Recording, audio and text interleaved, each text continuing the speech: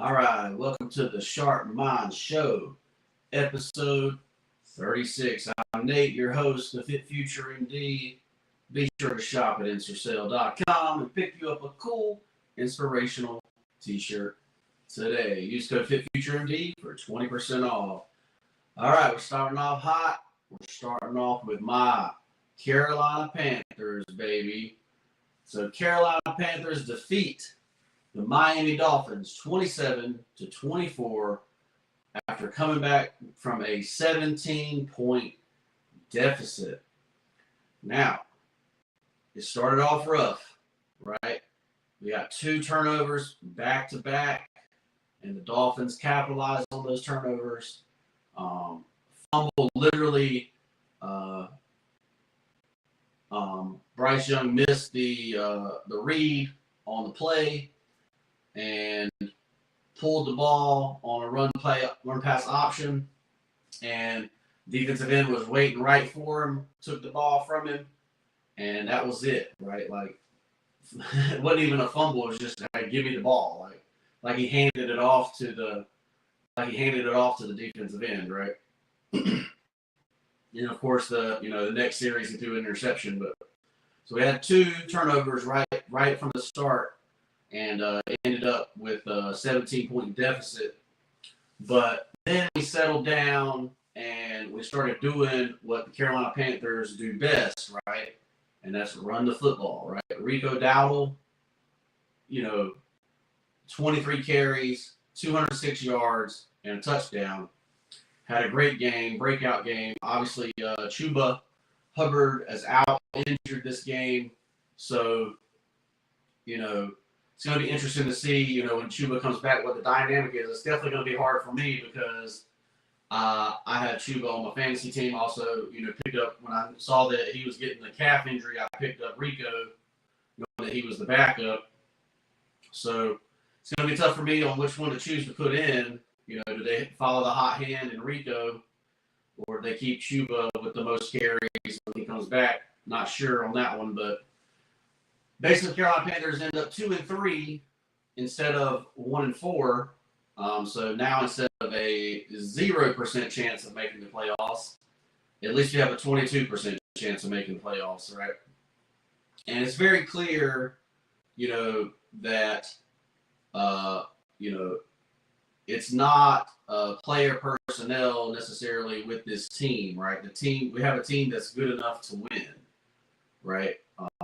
Let's say we showed that with the Atlanta Falcons, showed that with the Miami Dolphins here. Falcons more than the Dolphins, but we have a good enough team to win, right? We got a sack on Tua late, so we can get pressure with our four defensive linemen. We have a perennial All-Star and a perennial Pro Bowler in Brown. You got J.C. Horn in the secondary. So they say we got a good enough team here to be a playoff team, in my opinion. But I think that our scheme is going to have to change up a little bit because basically you're trying to pass first, and then you're not getting the respect of the run game. You saw clearly that when you got the respect of the run game, you got a guy running for 200 yards, that, all of a sudden the passing game was able to open up, right? So you can run those run pass options work a lot better when you're scared of the run, right? So hopefully the Carolina Panthers will keep making that adjustment. We'll keep pounding the rock, right? The whole point of the saying, keep pounding. And, hopefully the Carolina Panthers will turn this season around and we'll be, 500 after next week and continue a winning streak, right? So let me know what you guys think of the Carolina Panthers below. Obviously, mistakes early. We ended up coming back and winning this game.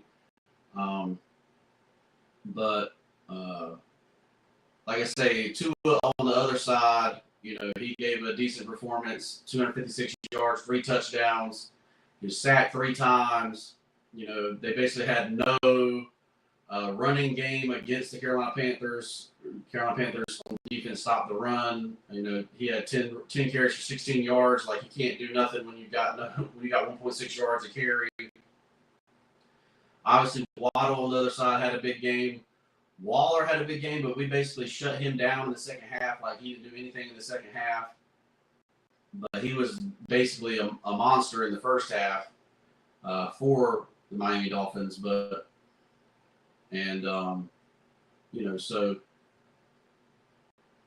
also there was like I say, Bryce on our side definitely got it to a bunch of different receivers. Let's see, 1, 2, 3, 4, 5, 6. I mean, over 8, 9 different receivers got a reception. So, you know, that kind of helped out as well. You know, being able to pass the ball around. Leggett finally got into the end zone, but he didn't get very many catches. You know, so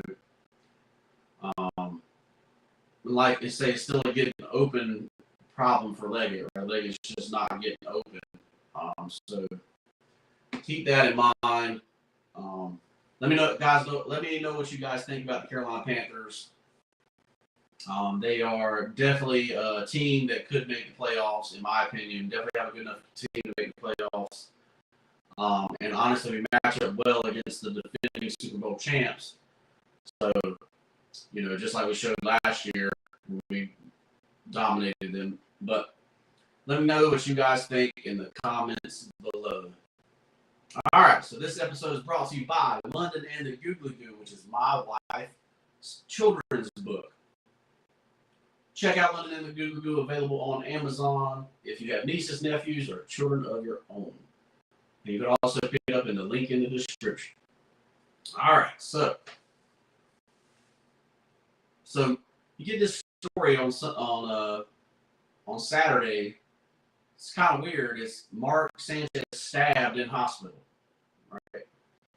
So got details coming out about this story for some reason, but there was a truck driver, you know, at this hotel that I guess Mark was staying at, and you know, he goes, I guess, pulls into the alley to exchange frying oil, and for some reason, according to the affidavit, Sanchez goes out there.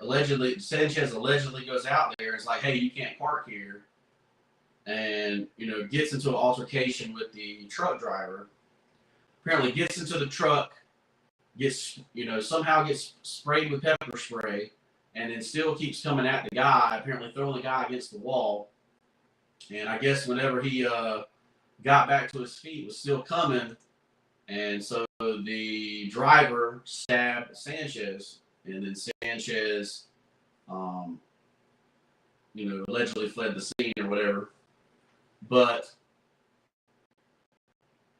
I'm sitting here reading this. I'm like, this is nuts. Like, why would a CBS broadcaster care about where a box truck was at? Like, was he blocked in the alley somewhere? Like, so, like, was Sanchez, like, you know, supposed to be leaving from the back of the hotel or something in the alley, so that, you know, because he is a celebrity, right? Mark Sanchez is kind of a celebrity. You know, it's like, so is he trying to, like, leave the celebrity entrance and the box truck was in the way? You know, was he drunk? What's going on here? But this is a pretty crazy story, like, in my opinion, right? Like it doesn't make any sense that Mark Sanchez would be the one to, like, you know, attack a box truck driver, right, where he was staying at. But let me know what you guys think of this story in the comments below. It's kind of crazy and far-fetched to me. Like I said, the driver said that he feared for his life and stabbed Sanchez. I don't know. For all I know, he's thousands of dollars in debt from the butt fumble from Mark Sanchez back in the day. You know, I don't know. But what do you guys think of this story? This story is wild to me. Like, and you know, if this really is alcohol for Sanchez, you know, I hope he does get help for alcohol. He's faced with 3 misdemeanors here. And, you know, just a pretty crazy story to come out over the weekend, like something that doesn't really make any sense.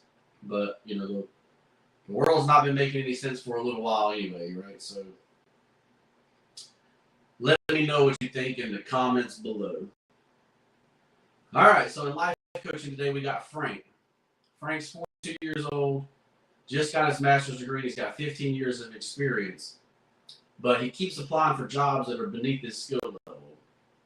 When asked why, he says, I don't really think I'm leadership material.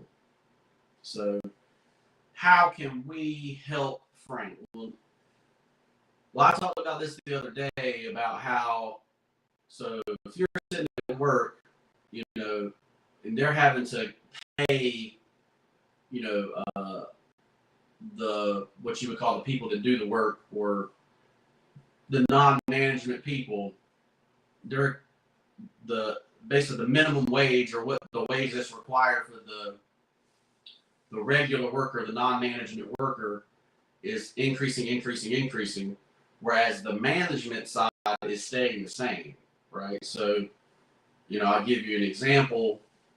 Say, you know, the management position is, you know, pays, say, $67,000 or $70,000. The worker is making $60,000, right? So it's not this, the regular worker is making $60,000 right now, and there's not this huge pay gap between management and regular worker, whereas the regular worker has a lot less responsibility than that manager does, right? A lot less headache for sure.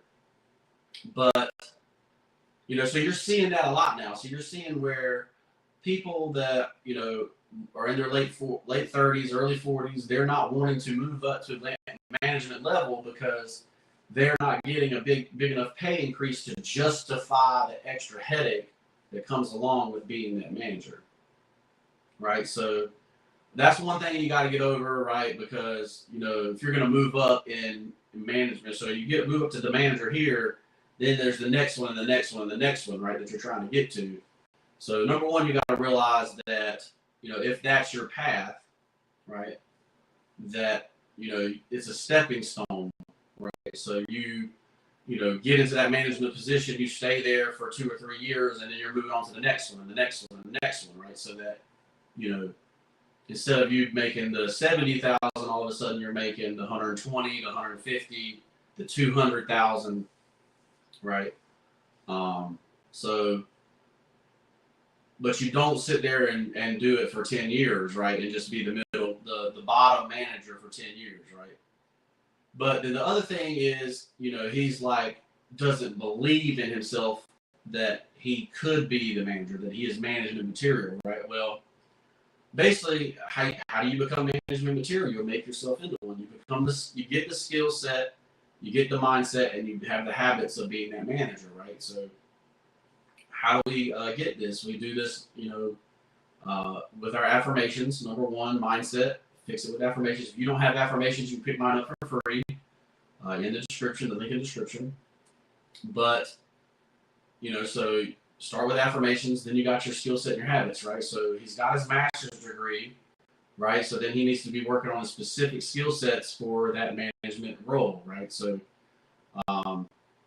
say, you know, he's at a plant, he needs to know the ins and outs of the plant. He needs to know all the materials of the plant. He needs to know what companies to call if something breaks down, you know, that kind of stuff. And you learn that by waking up early and studying that 10 minutes a day, 20 minutes a day, right? Or you can even do it 10 or 20 minutes a day at work while you're on your lunch break or whatever. Anytime you can get to study that material, right? And then so that's mindset, skill sets, and then your habits, right? So then you fix your habits, whatever habit that you have problems with. It says, you know, staying up late, you wake up early, you go to bed early, you wake up early, right? Same thing, right? So mindset, skill set, habits here, right? For Frank, obviously, you know, I don't think I'm leadership material type deal is kind of rough, but hopefully the affirmations can fix that for Frank here. Let me know what you think in the comments below. What would you do for Frank? He doesn't want to move up, or he wants to move up, but he doesn't believe in himself. Then he can move up. Can we convince him that, you know, moving up to the next level is just a stepping stone to the next and the next and the next, and you know, get him where, you know, he is not just the bottom of the road for his entire career, right? So, all right. So, obviously, last thing of the day, we do this every day. It's the quote of the day, and I really like this one. It says, "One man practicing sportsmanship is far better than 50% preaching it." Right? So this kind of goes back to being what's called a hypocrite. Right? So, you know, you can preach things all day, right? You can want to help people all day, but for some reason, people have to be in their struggle. You can't help them out of their struggle. You can't, you know, you can show them the way. You can be the light, right? That's what I call it. I call it being the light, right? So, you know, but to not be a hypocrite, you basically have to live the life, right? It's basically what this is saying to me, but it's all, you know, it's talking about sportsmanship, but basically you have to, you know, if you're saying your mindset, skill set, habits, then you have to be doing your, you know, you have to be doing your affirmations twice a day, right? You have to be working on your skill set every day, right? You know, so I'm here, you know, early in the morning. My habits are, so I wake up early every day. You know, 36 straight days I put out a video, right? 4 videos a day on Instagram, TikTok, YouTube, X, and Snapchat. So 4 videos a day there. You know, I'm literally here providing value constantly. I'm practicing the sportsmanship, right? So I'm practicing those daily habits, right? So it's living the daily habits, not just talking about it, right? And you know, you can preach all day, but if you're not living it, you're not gonna find success, right? So keep that in mind. I like this quote a lot. One man practicing sportsmanship is far better than 50% preaching it. So you can preach sportsmanship all you want to, but at the end of the day, if you're a selfish prick, you know, and you're not happy when someone else is successful, you know, you're going to be the one that, you know, is not happy, right? So you're going to be the one that's the failure. I'm Nate, and I'm a life coach. If you're looking to set your life up where, you know, you move up in the world like Frank needs to, where you're practicing what you preach, where you're, you know, getting 1% better every day and becoming successful, then hit me up for life coaching. It's $2,000 for the year, whereas other life coaches charge $150 an hour. I'm going to be working with you every week for 52 straight weeks, and we're going to get your life right and on track, right? And if for some reason, after that 52 weeks, your life is not better, I'll give you the whole $2,000 back, right? So it's 100% money back guarantee. Sign up for life coaching today. Make sure you shop at srpayed.com, pick up a cool inspirational t-shirt, and check out my wife's book, London in the Goo Goo Goo, if you got nieces, nephews, or kids. Like the video, subscribe to the channel, comment down below, tell me what you thought about it, and we'll see you in the next piece.